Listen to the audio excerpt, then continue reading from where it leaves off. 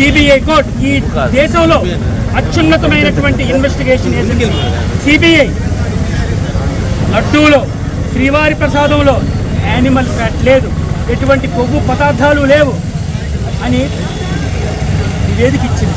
Supreme court కూడా తీర్పు చెప్పింది, ఎటువంటి యానిమల్ ఫ్యాట్ కానీ ఎటువంటి కొవ్వు పదార్థాలు కానీ శ్రీవారి ప్రసాదంలో లేదు అని సుప్రీంకోర్టు కూడా తీర్పు ఇచ్చింది. ఒక పక్కన సిబిఐ, ఒక పక్కన సుప్రీంకోర్టు, రెండూ కూడా లడ్డూలో ఎటువంటి కల్తీ లేదని నివేదిక ఇస్తే మీరంతా రాష్ట్ర ప్రజలు ఒక్కసారి మీరు గమనించాలి.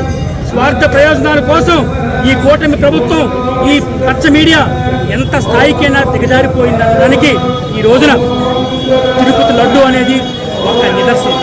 దేశంలో అత్యున్నతమైనటువంటి ల్యాబ్ ఎన్డీడీబీ, ఎన్డీఆర్ఐ ఈ ల్యాబ్ టెస్టులు కూడా చెయ్యమని సిబిఐ ఆదేశిస్తే ఆ ల్యాబ్ టెస్టులు కూడా చేసి ఎటువంటి కొవ్వు పదార్థాలు లేవని ఆ ల్యాబ్ కూడా తీర్పులు ఇచ్చింది. అంటే మీరు ఒకసారి ఆలోచించండి, ఇందులో మాయ లేదు, మర్మం లేదు. ఈ రోజున కేంద్రంలో బీజేపీ ప్రభుత్వం ఉంది, రాష్ట్రంలో కూటమి ప్రభుత్వం ఉంది, ప్యూర్ క్లీన్ చిట్ ఇచ్చింది. మరి ఇప్పుడు చెప్పండి, మరి ఇన్నాళ్ళు మీరు చేసిన అబద్ధ ప్రచారాలు మీ స్వార్థ ప్రయోజనాల కోసం కాదా? మీ స్వార్థ రాజకీయ ప్రయోజనాల కోసం కాదా? హామీలు తెప్పారు, ఇచ్చిన వాగ్దానాలు తెప్పారు, మెడికల్ కాలేజీలు ప్రైవేటీకరణ చేసేశారు, చివరికి శ్రీవారిని కూడా రోడ్డు మీదకి లాగి రాజకీయం చేస్తున్నారు.